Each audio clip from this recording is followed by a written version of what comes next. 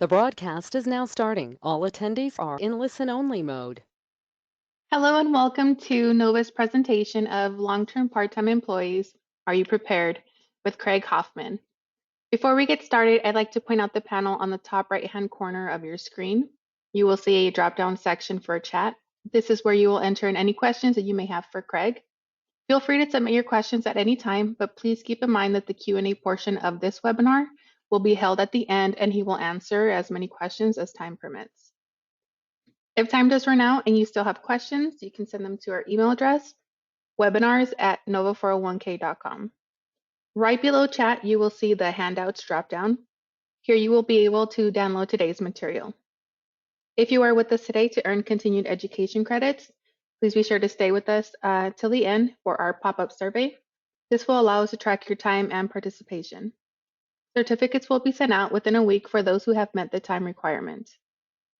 To view any webinars you may have missed and the recording of this session, you can follow us on our YouTube channel, which is Nova 401k Associates, or visit our website, which is www.nova401k.com/webinars. Thank you so much for joining us today. I would now like to introduce from Nova's attorney and senior consultant, Craig Hoffman. Thank you, Yvette. Good afternoon to most of you. Good morning to those on the West Coast. I'm glad you could join us for our session on long-term part-time employees. It's really an update in terms of trying to go through the clarifications given to us by the proposed regulation. So I'm glad you could be with us. The general disclaimer, this is not meant as personal, legal, or tax advice. Please consult your own lawyer or accountant if you need that. CPA credit, we have a provider number. As Yvette said, be sure and stay to the very end and complete the pop-up survey at the end to get your credit. This is who I am. It's been around for a while. Many of you know me. I saw some familiar names on the registration list, so I'm happy to still be at it here 40 years later. But as many people ask, it's not about me. It's about Fergie. Yes, I can't help but brag about my youngest daughter. My real baby daughter just turned 31. I guess she's 31, 32. You lose track. Fergie just turned 2. So she's the love of my life, besides my wife and daughter. So Fergie says hello. And actually, you notice how Fergie looks a lot like the Nova little doggy that's part of our template, and that little doggy was here before Fergie. So, all right, what are we going to talk about? We'll begin with a background of what exactly happened over the last few years with the changes in the law. Then we'll get into how it works and try and illustrate how the questions that were open to some degree have been answered by proposed regulations.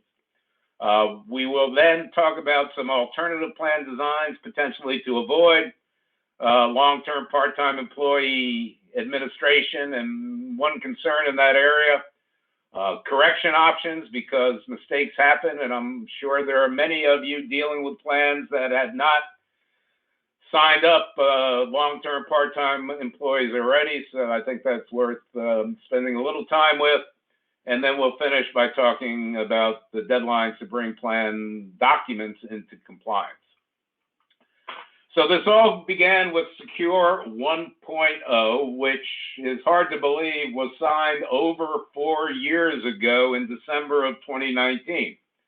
And at the time, it seemed so distant we would have to be dealing with these rules. But what 1.0 did was add a new requirement to have a qualified cash or deferred arrangement, namely that cash or deferred arrangement must enroll so-called long-term part-time employees.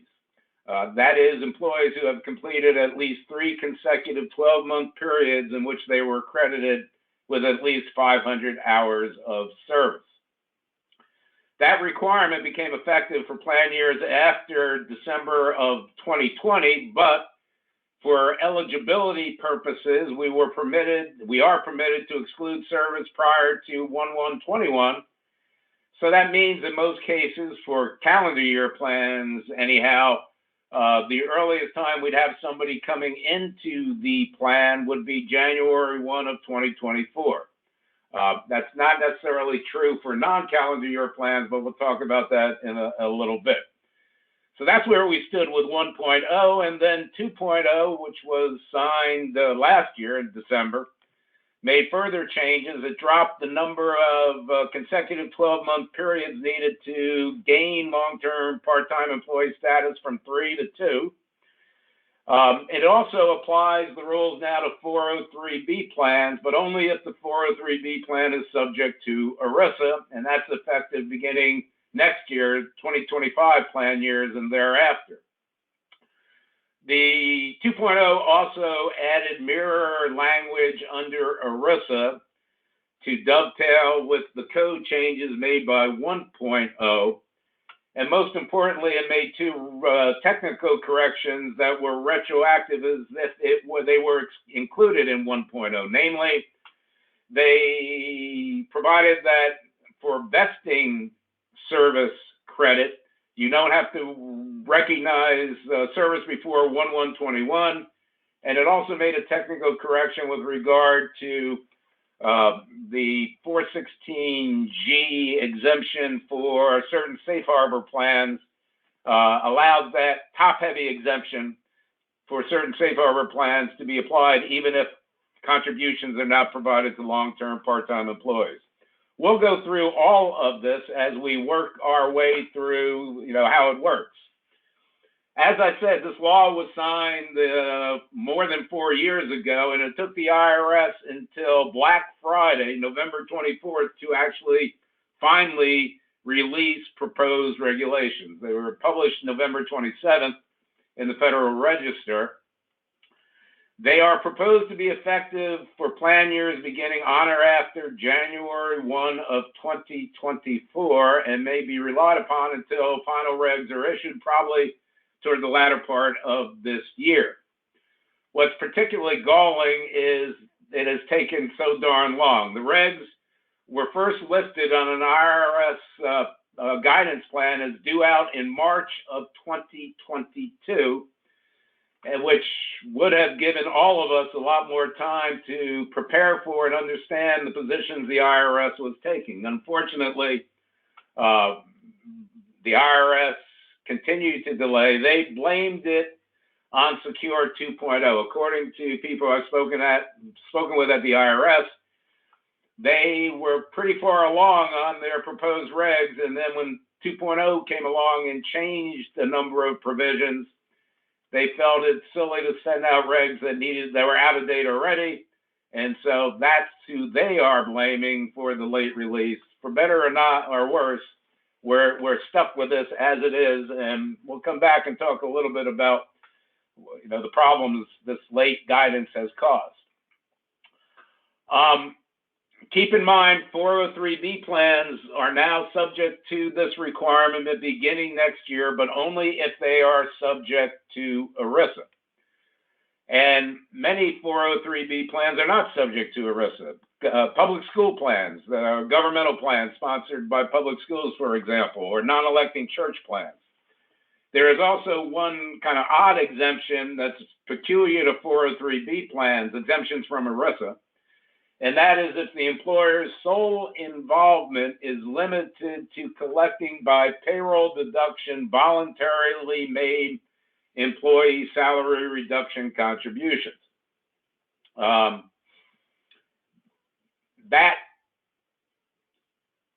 exemption is at risk, in my opinion, because of the auto enrollment mandate that will be coming into play in 2025 for 403B plans, which will require 403B plans to automatically enroll employees.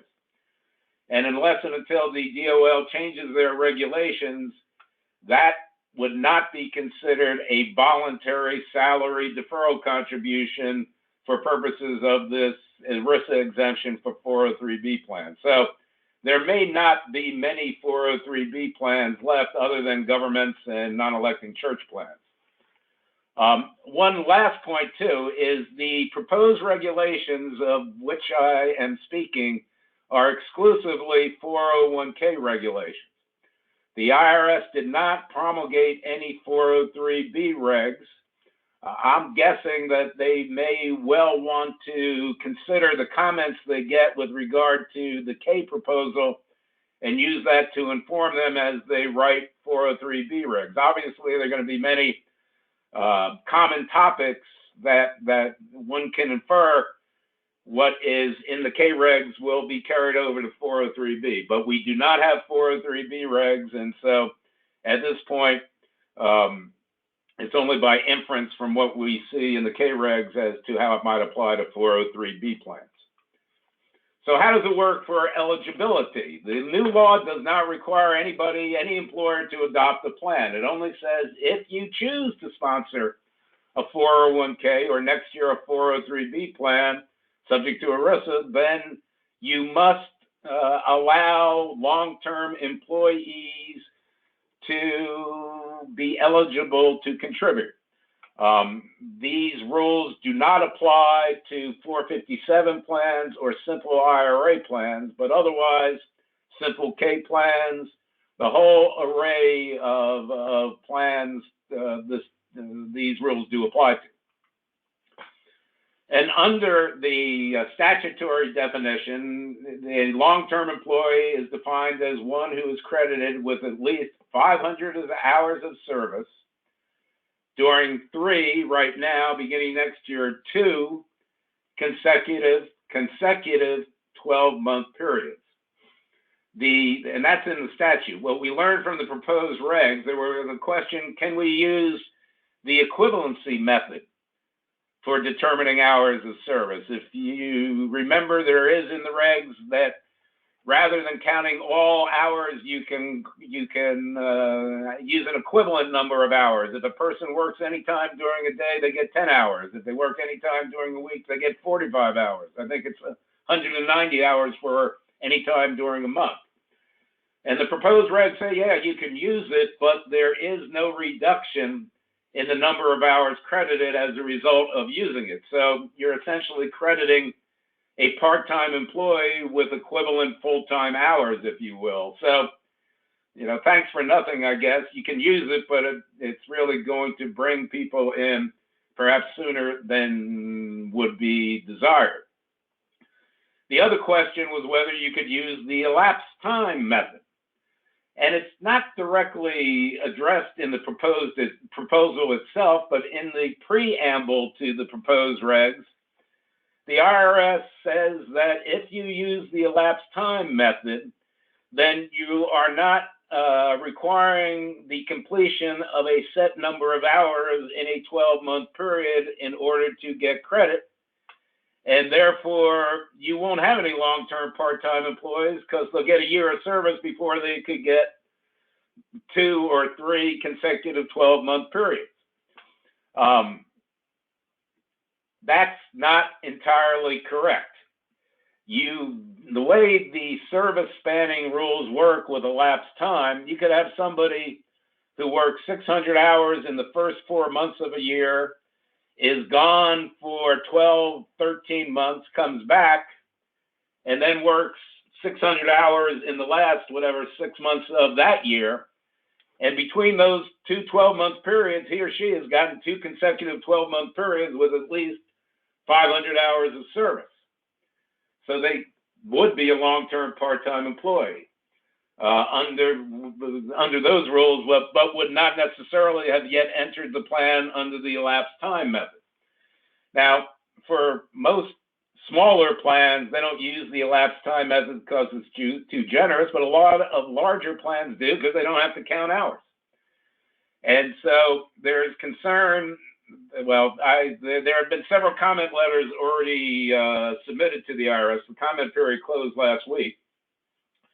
And it was pointed out that notwithstanding the preamble statement, plans realized they could have long-term part-time employees after all. And so there has been a request in the final regs that they specifically address long-term, the elapsed time method, and deem it to satisfy the long-term part-time employer rules, even for the odd circumstance, notwithstanding the odd circumstance where I described to you. And because otherwise, it's basically for the very large plans that really like it, it's suddenly going to require them to start counting hours just to make sure there's no long-term part-time employee that should have come in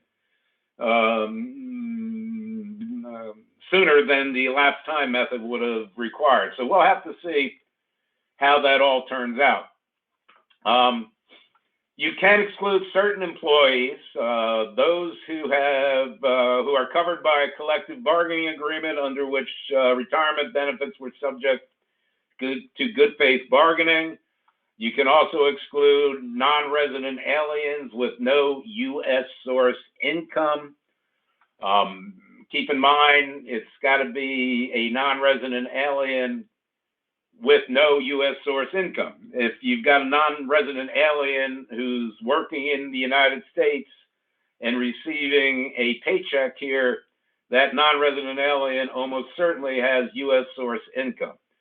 The non-resident aliens without it are typically actually living in another country. So in any case, we don't have to worry about them. And then I skipped over the top bullet. You must have attained age 21 by the conclusion of the last consecutive eligibility computation period that satisfies the requirements. And there's been some concern. The proposed regs seem to imply that if you set a lower age of 18, but still require 2 or 3 consecutive 12-month periods, that person will not enter the plan as a long-term part-time employee because you've been more liberal than you need to be by letting he or she in before attaining age 21.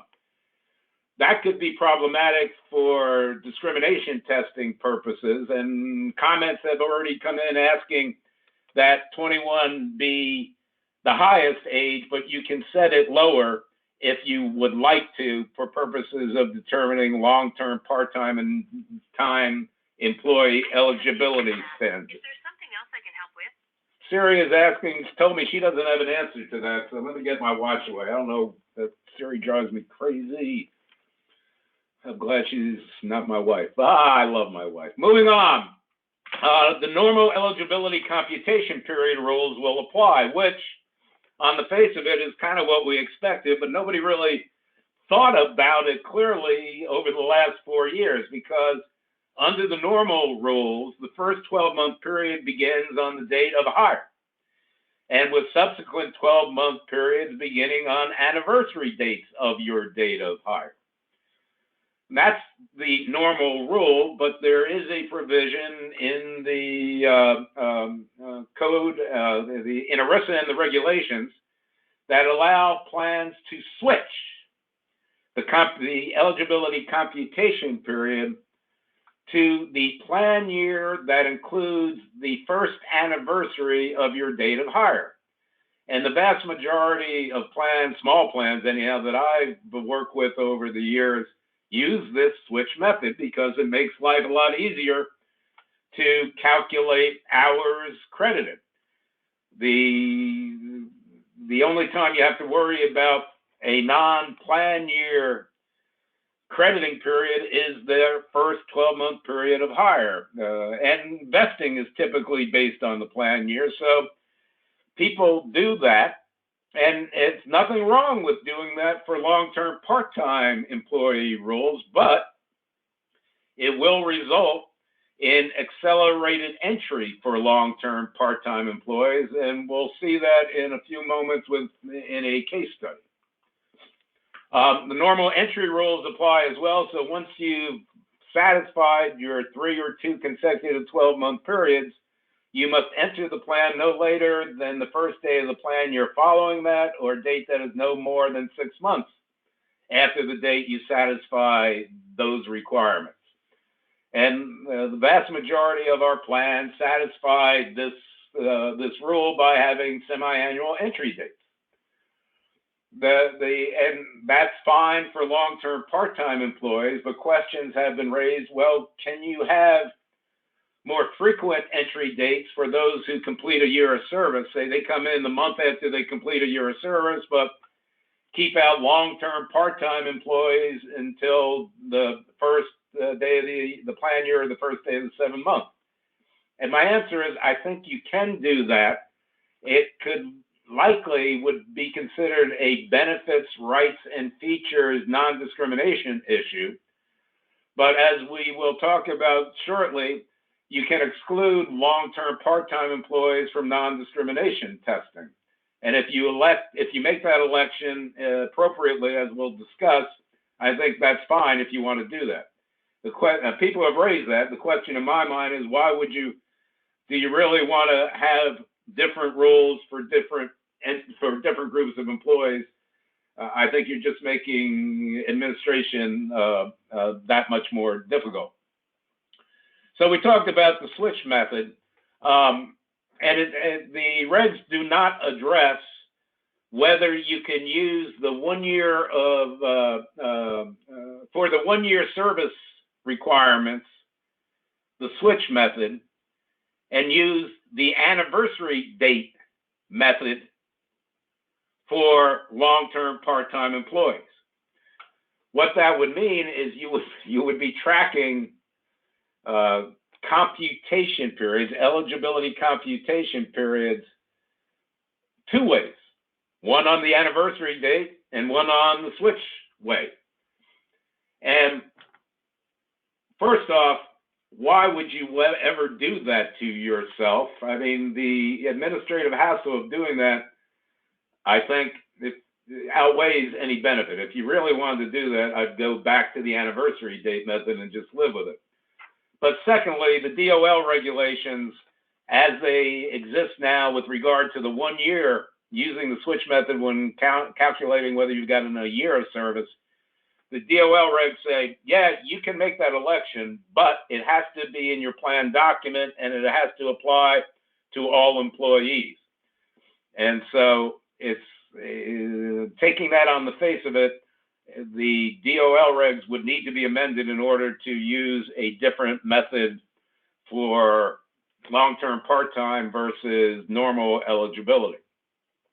Now, as I said, the switch method can accelerate the entry date for a long-term part-time employee because of the overlapping eligibility computation period.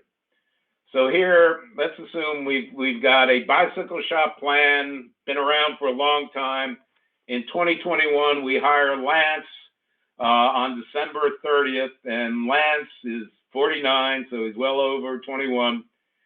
And from December 30, 2021, he worked 3 consecutive 12-month periods in which he was credited with 600 hours of service.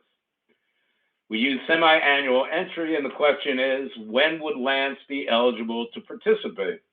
And the answer depends on whether you use the switch method or not. If the plan doesn't use the switch method, Lance is not going to become eligible to 1/1/25 because his first 12-month period ends December 29th, 2022. His second, December 29th, 2023. His third, December 29th, 2024. So he's now got 3 consecutive periods. That's what would be applicable before the 2025 plan year. So Lance would enter 1/1/25. But if we switched eligibility computation periods, then Lance's first 500-hour 12-month period runs to December 29, 22. His second now is calendar year 2022, and his third is calendar year 2023. So at the end of calendar year 2023, Lance will have completed 3 consecutive 12-month periods with more than 500 hours of service. And so he would have to enter the plan on January 1st, 2024. Now, this is an example with the 3-year eligibility. Think of where we'll be next year with 2 eligibility. For Lance, it would mean he'd get in about 13 months after he was hired if we made the switch to the computation period. I don't have an easy answer to fix this. I think the switch method just is what we've become accustomed to using. And the idea of asking employers now to start giving us hours credited based on anniversary of hire years, I think is going to be a road too far. So I think this is a consequence of the law, whether we like it or not. Another clarification made by the proposed regulations is with respect to the ability to exclude employees on the basis of being in a classification that is not eligible to participate. That's not unusual. You can have companies that say, if you work in Topeka, you're not eligible to be in the plan, or if you're employed in Division B, you're not eligible to be in the Division A plan. And the proposed regs say that's fine as long as that classification is not, in the words of the regs, a proxy for an age or service condition. So that if the only employees in an excluded division are all part-time employees, that's part of how you get in that division, that ain't going to work. That's basically saying part-time employees aren't eligible. So the classification can't be a disguise way of getting an age or service restriction on entry. So another example is a law firm hires clerks, law students who basically do an internship typically for 3 months in the summer. Now, they may come one summer, they may come two, they may even come three. And the question is, can you have a law firm plan that excludes law clerks? And the answer is, it depends. It always depends on all the relevant facts and circumstances. But on the face of that, it smells like a service exclusion. People only work 3 months at a time. And in fact, the IRS last Friday released a newsletter. If you haven't seen it, go to the Employee Plans website, where they talk about long-term part-time employees, and they use the idea of excluding seasonal or part-time employees as not being permissible. And so it depends. Are all interns part-time employees or seasonal employees? If so, you may have a problem. But ultimately, it comes down to the facts and circumstances, the smell test, if you will. Now, the proposed regs also point out that if you want to, you can exclude long-term part-time employees as a class, as long as you ultimately let them get in the plan upon the earlier of completion of a year of service or completion of 2 or 3 consecutive 12 months with 500 or more hours of service. So it's a fail-safe override. We've seen that in plans. It's permissible in plans with a 1-year service requirement that excludes part-timers, but says if somehow you get a year of service, you get in. Well, that same reasoning can be applied to long-term part-time employees, and it may work in certain circumstances. As I've already alluded to, the 403, the regs don't address 403B plans, so we don't know whether the statutory exclusions to the 403B universal availability rule, which generally says everybody's got to be eligible to defer in a 403B plan, but there are 2 statutory exceptions, one for employees who normally work less than 20 hours a week. Another is for certain students who are working at the institution. They're enrolled, basically grad students. And I think the 20-hour per week rule is going to be overridden by long-term part-time employees. I think the student worker exclusion is going to depend on the facts and circumstances. It may be okay. It depends on the makeup of the students being excluded. That's my prediction. We'll see what the 403B regs, when they come out, actually say. So how does it work from a contributions standpoint? The idea is when you are eligible to participate as a long-term part-time employee, you must be permitted to make elective deferral contributions to their employer's 401k or next year 403b plan.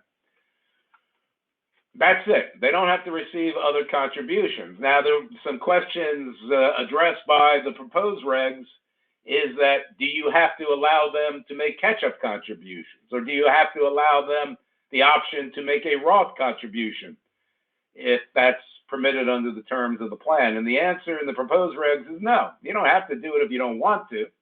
However, it is, once again, a benefits, rights, and features issue, and I think it would be conditioned on the long-term part-time employees being excluded for non-discrimination and coverage testing. In my mind, I guess people just like to ask questions. I'm not sure why you would want to make your administration that much more difficult by having different rules of who can make catch-up, who can't, who can make Roth, who can't. But I think these rules would be hard enough as is. I should also point out that beginning next year, 401k plans and 403b plans established after Secure 2.0, after December 28, 2022, must auto-enroll employees. And there are some exceptions. The point I want to make here is there's no exception for the long-term part-time employees. If, beginning next year, if they are in a 401k plan that has the Secure 2.0 mandate applied to it because it's not grandfathered or otherwise accepted, then long-term part-time employees will likewise have to be automatically enrolled along with everyone else. Again, don't shoot the messenger. As I said, employers are not required to make matching or non-elective contributions, even if the regular participants receive contributions. With that said, if the employer wants to make contributions for long-term part-time employees, they can. Ultimately, this is going to be a plan design choice that for now can be followed on an operational basis, but will ultimately have to be reflected in your Secure 1.0, 2.0 plan amendment. So make sure, I'll say this several times today, make sure and keep good records of the operational choices you make. Long-term part-time employees are also not required to receive top-heavy minimum benefits, which is good. And I just want to point out as an aside, this will come up later when we talk about alternative designs, but also beginning this plan year, 24, otherwise excludable employees who are participants in your plan no longer have to receive top-heavy minimums. So there may be some room we'll talk about to avoid the long-term part-time employee rules by letting people in sooner than you have to, but you shouldn't need to give them top-heavy minimums because of this new otherwise excludable employee rule. There's one plan design option in the safe harbor plan that has problems in this area, but we'll get to that in a moment. So if you want to exclude the long-term part-time employees from non-discrimination testing, it has to be for all of these tests. It's not a pick 'em and choose 'em. It's got to apply to all discrimination tests, and it has to apply to all long-term part-time employees. So you can't exclude the long-term part-time employees from ADP testing, but include them in the 401A4 test because they're young and they help your cross-testing design or something like that. It's all or nothing. In addition, plan language. If you want to exclude long-term part-time employees from non-discrimination and coverage testing and contributions, the safe harbor, if it's a safe harbor plan, must include specific language indicating that the plan sponsor has elected to exclude long-term part-time employees. Now, this election is part of the safe harbor plan that has to be in effect before the plan year begins. I cited the Reg 1.401K3E, and so this, on a going forward basis, will need to be attended to. Obviously, if it's not changed from year to year, you're fine. In the meantime, it's an operational election that will ultimately need to be reflected in your Secure 2.0 remedial amendment.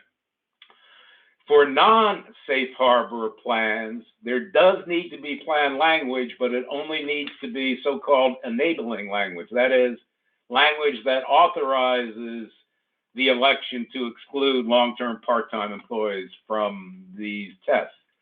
And the inference being presumably that it's an operational election that can be made and changed from year to year if it's not a safe harbor plan. I'm sure it may be one of the comments, clarifications requested with regard to the proposed regs. Similarly, as we said, it's an election if you want to exclude long-term part-time employees from top-heavy minimums.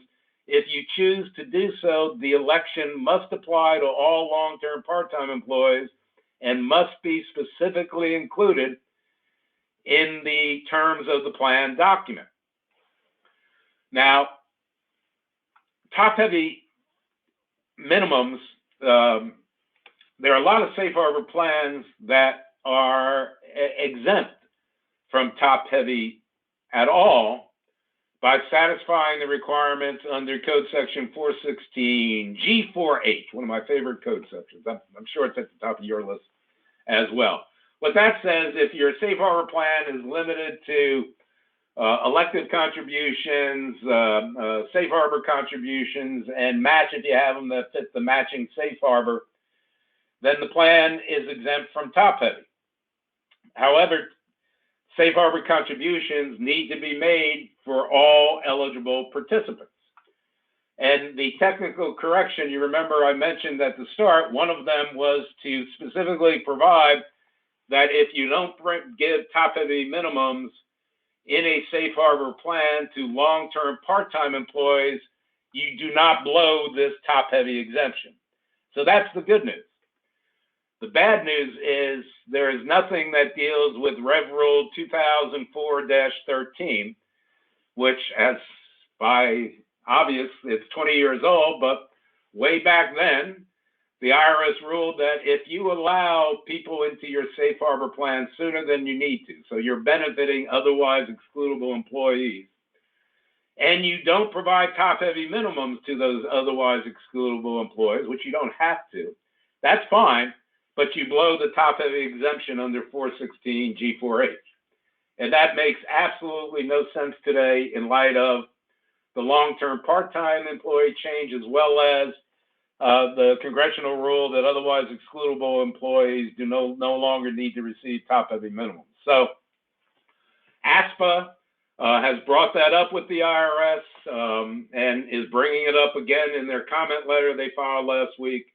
So we'll see if that's addressed in the proposed regulations.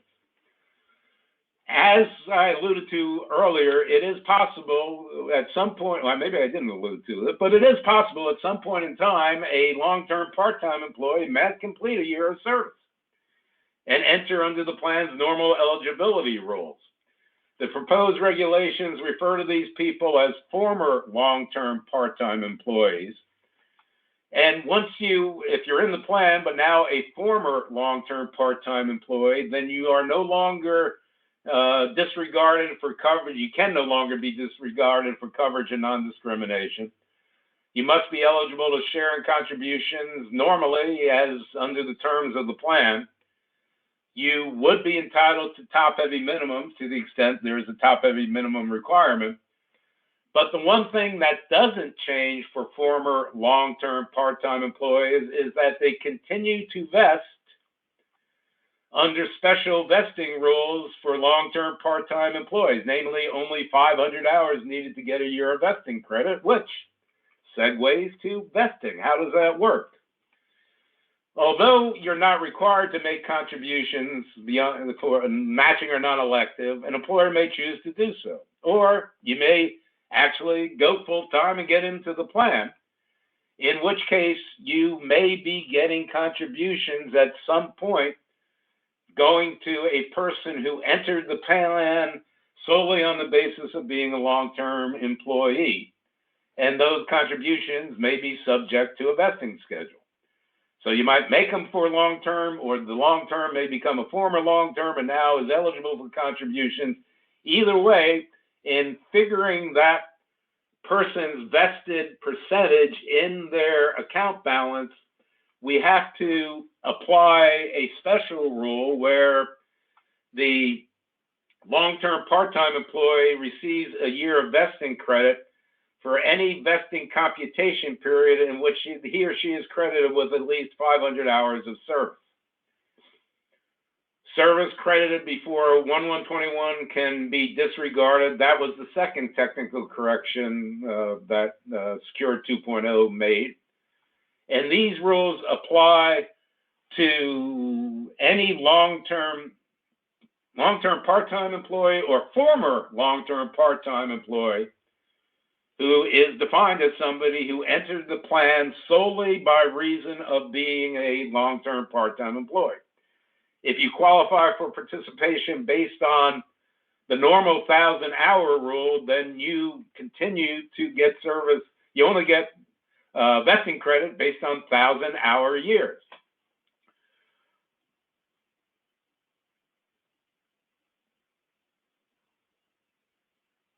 Okay, I'm repeating. Sorry, it caught me a second on this slide. So this is reiterating what I just said, and the proposed regulations confirm not only do these rules apply to contributions made while the employee was a long-term part-time employee, but they apply to contributions made even after that employee becomes a former long-term part-time employee and a regular participant in the plan. So it means that employee will receive preferential treatment for the rest of their life, which really works some inequities in your employee population. One thing, quickly, the vesting computation period is anything permitted under the normal vesting regs. So typically, plans use the plan year for that purpose. There is a mistake in the ERISA provisions adopted as part of Secure 2.0 that would say the vesting computation period is the same as eligibility, which would mean you would have to start with your initial date of hire. That's a mistake. And there is a technical corrections bill that will fix that mistake. I would recommend we just ignore the mistake and we credit based on the 411 rules, which for most plans will be typically the 12-month period coinciding with the plan year. But to show how this inequity plays out, and I will admit, I stole this case study from the ARA comment letter that was filed last week, because I think it demonstrates it quite well. We've got two employees, Joe and Jane, both hired 1/1/21. We're going to make it easy with everybody hired on the first of the year. Matching contributions, easy for you to say. Matching contributions are only made for people who are satisfy the normal eligibility. So if you look, we've got two employees who, at the end of 5 years, have worked the equivalent number of total hours.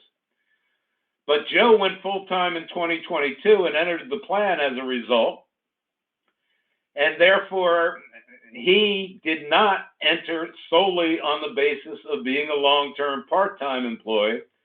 So for the rest of his working career, he only gets vesting credit if he has 1,000 hours. Well, he had 1 year of that in 2022 on a 6-year grade. That leaves him at 0. Jane, on the other hand, she stayed part-time through 2023, entered the plan 1/1/24 as a part-timer, went full-time, but nevertheless continues to get vesting credit both before and after her entry based on 500-hour years. So at the end of 5 years in a 6-year grade, she's 80% vested. if Joe and Jane are talking around the water cooler one day and Joe hears about this, I don't think he'd be very happy with what Congress has wrought. ASPA has asked for guidance suggesting that the accelerated vesting for long-term part-time employees should only apply to contributions accrued while they were long-term part-time employees. We'll have to see whether the IRS listens to that plea. So let's, with the time we have left, talk about plan design alternatives. And the idea here is quickly that if you set up the plan to be more liberal than the law requires, so you allow people to participate, at least with respect to elective deferrals, before they would enter the plan as a long-term part-time employee, then you won't have to worry about any of this administration, because nobody will ever enter the plan solely on the basis of being a long-term part-time employee, and the rules won't apply. So let's assume, for example, the employer allows anybody hired to begin elective deferral contributions the first day of the month following the month in which they were hired. Just pick it out. This would avoid, everybody's getting in early. So there are no long-term part-time employees in the plan. So you don't need to worry about the 500-hour standard for vesting. And the proposed regulations confirm this, at least inferentially. But there are concerns in one very specific area. In many areas, there aren't. I mean, if you allow people in immediately following their date of hire or a month later, they're going to be considered otherwise excludable for coverage and non-discrimination testing. So we can disaggregate them. Likewise for ADP and ACP testing. So they shouldn't detrimentally affect that. They can be excluded from safe harbor contributions. So that shouldn't be a problem. Otherwise, then the top-heavy exempt, we're coming back to that. And lastly, because beginning in 2024, they would not be required to receive top-heavy minimums because they're otherwise excludable employees. So by letting them in sooner, it's not going to hurt coverage, it's not going to hurt ADP testing, it's not going to hurt safe harbor, and it's not going to hurt top-heavy. So it's not a problem, except I come back to Rev Rule 2004-13, and it's holding that you lose your top-heavy exemption under 416G4H if you allow otherwise excludables to contribute but don't provide top-heavy minimums to them. And again, you don't have to provide safe harbor, if you allow otherwise excludables to defer but do not provide safe harbor contributions to them.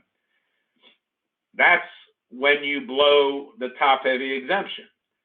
So you then have to provide top-heavy minimums. But Craig, I thought you said otherwise excludable employees don't get top-heavy minimums. And you're right, I did say that. But what if your safe harbor plan has a matching contribution safe harbor?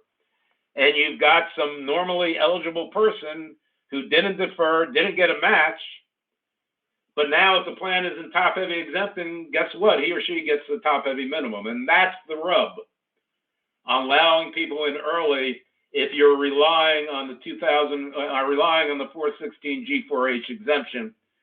The ASPA comment letter specifically asks the IRS to revoke or declare the revenue ruling as obsolete as a result of the changes in the law.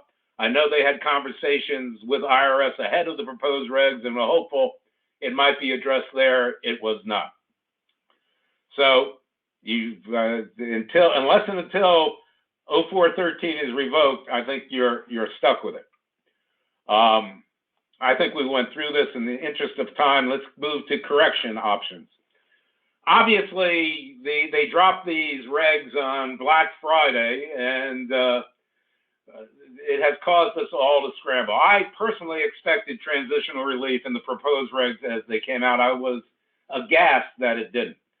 ASPA and a number of other trade associations have already been writing letters to the IRS asking for a transition period, good faith compliance, and a bunch of other relief.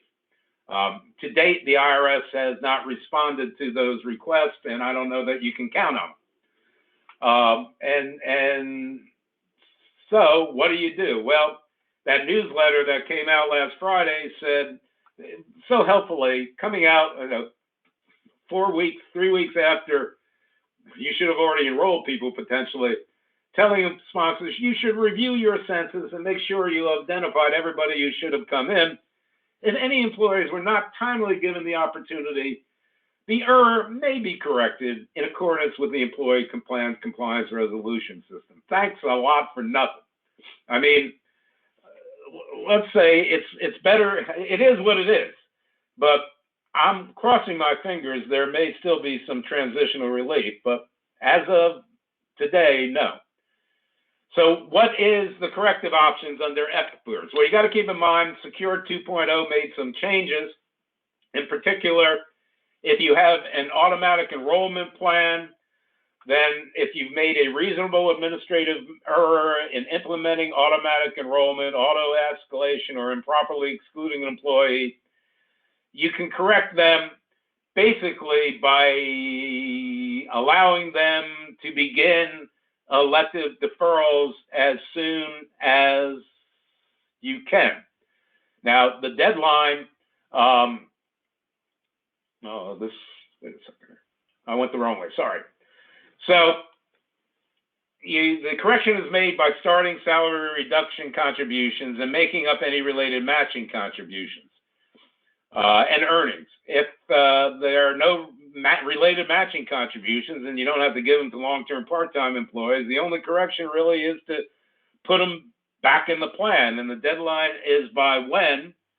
And the answer is 9.5 months after the plan year in which they were left out, i.e. the extended due date of the Form 5500, or if earlier, the first payroll date occurring basically a month and whatever period the error occurred later, or the notice occurs later. So the idea is, employee says in January 15th, hey, you forgot me.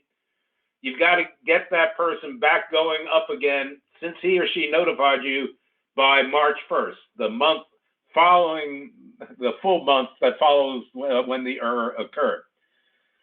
So that's a nice long time period and give us plenty of time to deal. I doubt many employees have spoken up on long-term part-time and status. So if you have automatic enrollment, this is only for auto enrollment and auto escalation plans. It gets into, you've got to make up related matching within a reasonable period of time. There's a safe harbor in the grab bag notice that came out earlier this year. Excuse me, it's the matching contributions and earnings are deposited within 6 months following when correct deferrals begin. That's reasonable. If you don't have automatic escalation, automatic enrollment, then you've got to correct the normal way under EPIRS. If you are eligible for self-correction, no QNEC is required to correct the missed deferral opportunity if correct deferrals begin within 3 months of when the error first occurred. So if you've got January 1, 2024 LTPTs that should have been in, you've got a 3-month window to get them enrolled and started. If it's more than 3 months, then it's 25% of the missed deferral amount. I don't believe the 3-year period for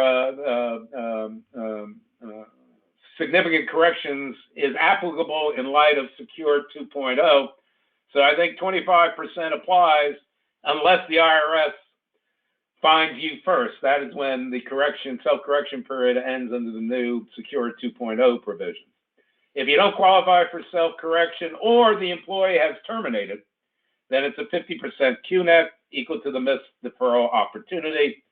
That depends on what type of plan it is. If it's an ADP tested plan, you look to the applicable ADP. For if it's an HCE was missed, which is unlikely in LTPT land, but or the NHCE. Safe harbor non-elective, 3% is the presumed contribution rate. If it's a safe harbor match plan, it's 3%, or if greater, the level at which the 100% match is provided. There are other provisions in EFCRs that need to be satisfied to make this correction, including notice to affected participants. Take a look at 2021-30 and keep in mind it has been updated by virtue of Secure 2.0.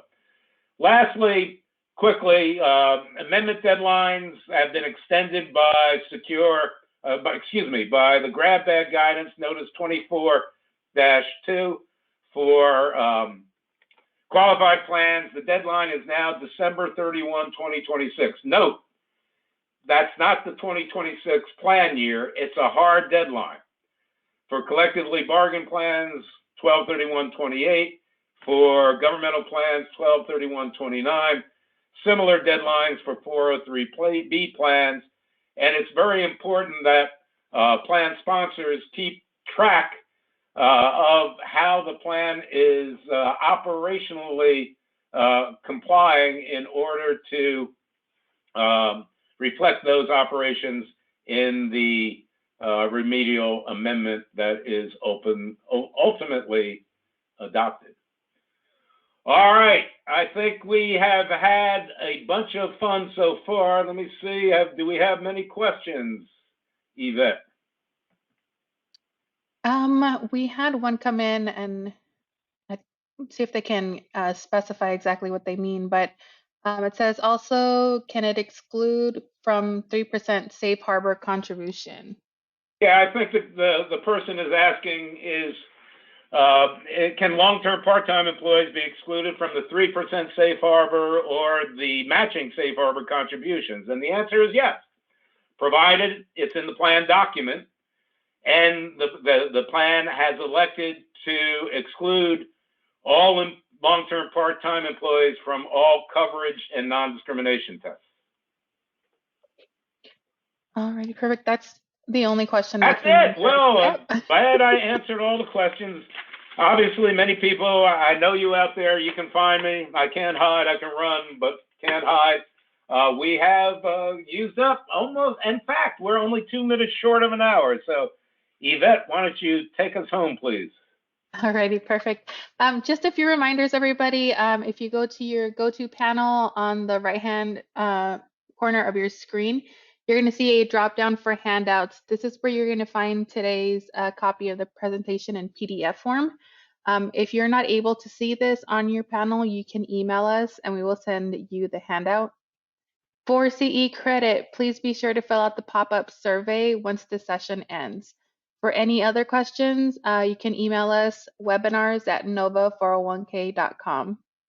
To view, Yvette, I'm sorry to interrupt, but I don't want people to run away. If anybody's interested, I forgot to promote, I'm doing a webcast next Thursday, a week from this Thursday, on the Secure 2.0 auto enrollment mandate. That takes effect in 25, and as we saw from long-term part-time employees, it's better to get started sooner rather than later. Sorry to interrupt a bit. No, that's perfectly fine, and we'll be posting that on our LinkedIn page as well this week for anybody that's interested. But to view any webinars you may have missed and the recording of this session, you can follow us on our YouTube channel, which is Nova 401k Associates, or visit our website, which is www.nova401k.com/webinars. Thank you so much, Craig, for sharing your time and your knowledge with us today. Thanks again to everybody for joining. We hope you have a great day. Bye. Thank you, everybody. See you next week, hopefully.